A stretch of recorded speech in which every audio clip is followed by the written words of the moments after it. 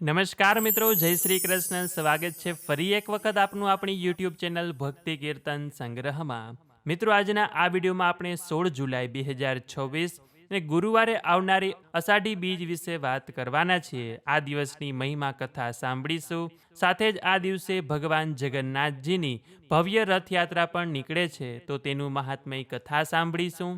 શા માટે રથયાત્રા નીકળે છે, રથયાત્રા પાછળની કથા શું છે, આ દિવસે શું કરવું શું ન કરવું, તેમજ રથયાત્રા કઈ કઈ જગ્યાએ નીકળે છે અને રથયાત્રાના દર્શન કરવાથી શું ફળ મળે, એ આજના આ વિડીયોમાં આપણે વાત કરવાના છીએ.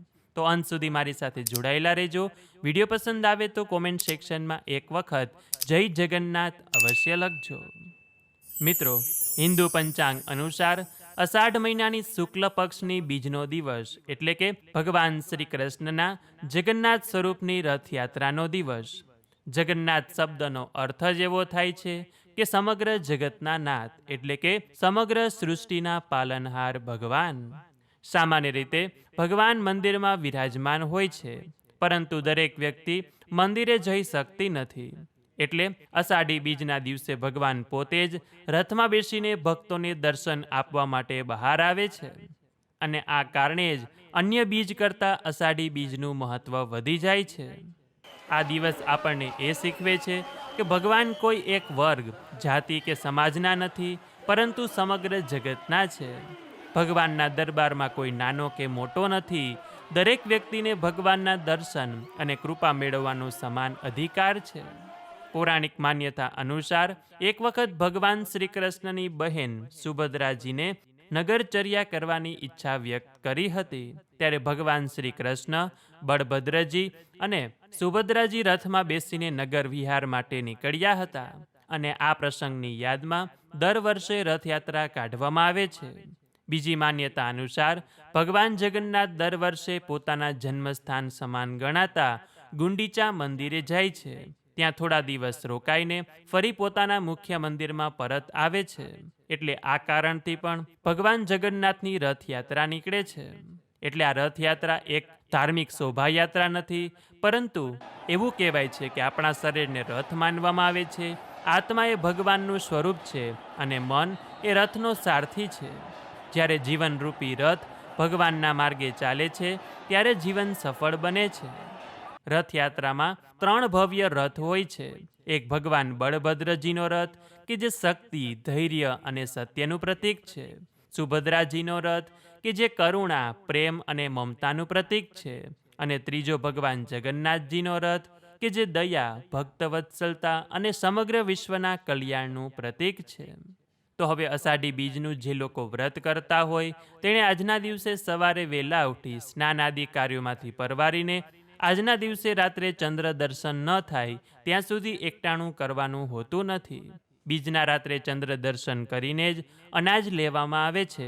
ત્યાં સુધી આજનો આખો દિવસ ઉપવાસ કરવામાં આવે છે, ફળાહાર કરવામાં આવે છે કે પછી ફરાળ લઈને કરવામાં આવે છે. જો આપણી પાસે જગન્નાથ ભગવાનની મૂર્તિ, ફોટો હોય તો તેનું પૂજન કરવું જોઈએ કે પછી લક્ષ્મીનારાયણનું પૂજન પણ કરી શકાય. અને 12 બીજના ધણી એવા રામદેવ પીરનું પૂજન પણ આપણે કરી શકીએ છીએ. એટલે જો તેમની મૂર્તિ, ફોટો હોય તો તેમનું પણ આજે પૂજન કરવું જોઈએ. ભગવાનને ફળ, ફૂલ, ધૂપ, દીપ, ચંદન અનેક વસ્તુ અર્પણ કરીને પૂજન કરવું જોઈએ. અને જો આપણા ગામ, શહેરમાં ભગવાન જગન્નાથની રથયાત્રા નીકળતી હોય તો ત્યાં દર્શનાર્થે જવું જોઈએ. અને જો ત્યાં જઈ ન શકીએ અથવા તો આપણા શહેરમાં રથયાત્રા નીકળતી ન હોય તો અત્યારે ટીવીના માધ્યમથી, મોબાઈલના માધ્યમથી પણ આપણે અનેક શહેરોની રથયાત્રાના લાઈવ દર્શન પણ કરી શકીએ છીએ. તો હવે આપને એવો પ્રશ્ન થાય કે રથયાત્રાના દર્શનનું આટલું બધું શું મહત્વ છે? તેના દર્શન કરવાથી શું ફળની પ્રાપ્તિ થાય છે? તો કહેવાય છે કે ભગવાન જગન્નાથની રથયાત્રાના જો દર્શન કરવામાં આવે છે તો જન્મો જન્મના પાપો નાશ થઈ જાય છે.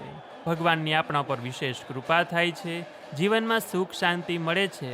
સાચા મનથી કરેલી પ્રાર્થના ભગવાન સુધી પહોંચે છે અને આપણી મનોકામના પૂર્ણ થાય છે. અને એમાં પણ જો ભગવાનના રથનું દોરડું ખેંચવાનો અવસર મળે, જો તે પુણ્ય પ્રાપ્ત થાય તો અવશ્ય લેવો જોઈએ.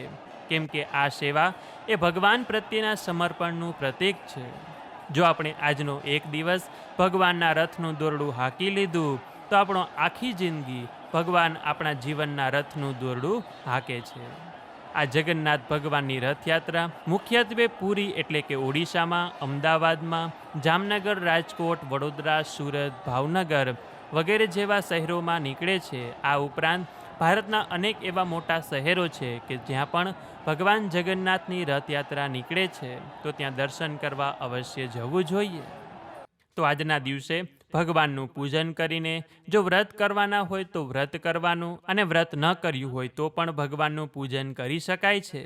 આજના આખા દિવસમાં જ્યારે પણ સમય મળે છે ત્યારે ગરીબ જરૂરિયાતમંદ લોકોને યથાશક્તિ દાન પૂન કરવું, ગાયને ચારો ખવડાવવો, ભગવાનને તુલસીજી અર્પણ કરવાના, ભજન કીર્તન કરવાના, અષાઢી બીજના કીર્તન હોય, જગન્નાથ ભગવાનના કીર્તન હોય, રથયાત્રાના કીર્તન હોય તે પણ કરી શકાય. ગીતાજીનો અધ્યાય વાંચી શકાય, ભાગવત કથા પણ સાંભળી શકાય છે, કે પછી જગન્નાથ ભગવાનની જે કથા હોય, વાર્તા હોય તે પણ આજના દિવસે આપણે સાંભળી શકીએ છીએ.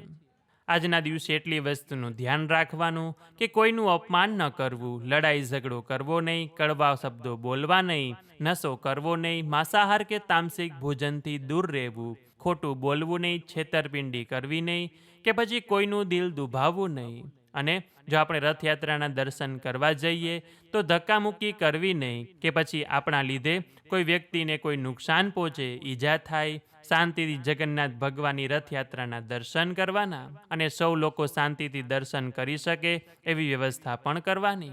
જો આજના દિવસે આપણા શહેરમાં જગન્નાથ ભગવાનનો મહાપ્રસાદનું આયોજન કરવામાં આવ્યું હોય તો ત્યાં પ્રસાદ લેવા પણ અવશ્ય જવું જોઈએ, અને મહાપ્રસાદમાં સેવા પણ આપવી જોઈએ. એટલે આ રીતે અષાઢી બીજના દિવસે નીકળતી જગન્નાથની રથયાત્રા એ આપણા સમાજમાં એકતાનો સંદેશ આપે છે. ભગવાનને રથને ખેંચવામાં રાજા હોય કે ગરીબ હોય, સંત હોય કે આપણા જેવો સામાન્ય વ્યક્તિ હોય, દરેક વ્યક્તિ સમાન ભાવથી જોડાઈ શકે છે. એટલે આ દિવસ એ ભગવાન સુધી પહોંચવાનો સૌથી સરળ અને ઉત્તમ દિવસ છે. તો આશા છે કે હવે આપ સૌ લોકોને અષાઢી બીજનું મહાત્મય સમજાઈ ગયું હશે, અને આજના દિવસે ભગવાન જગન્નાથની રથયાત્રા વિશે પણ આપણે જાણ્યું. આશા છે કે આપ સૌ લોકોએ જગન્નાથ રથયાત્રાના દર્શન કરવા જશો, અને ભગવાન આપની સર્વે મનોકામના પૂર્ણ કરે એવી જ અમે પ્રાર્થના કરીશું. તો આ વિડીયોમાંથી નવું જાણવા શીખવા મળ્યું હોય તો વિડીયોને લાઇક કરી તમારા મિત્રોને મોકલી, અમારી ચેનલમાં નવા હોય તો સબસ્ક્રાઇબ કરી દેજો, કે જેથી આવનાર અવનવા વિડીયો આપ સૌને મળતા રહે. તો આ સાથે હવે મને રજા આપો. મળીશું ફરીથી એક નવા વિડીયોમાં. ત્યાં સુધી આપ સૌ લોકોને અમારી ચેનલના જય શ્રી કૃષ્ણ. ધન્યવાદ. મારી સાથે જોડાઈ રહેવા બદલ, મને સાંભળવા બદલ આપ સૌ લોકોનો ખૂબ ખૂબ આભાર.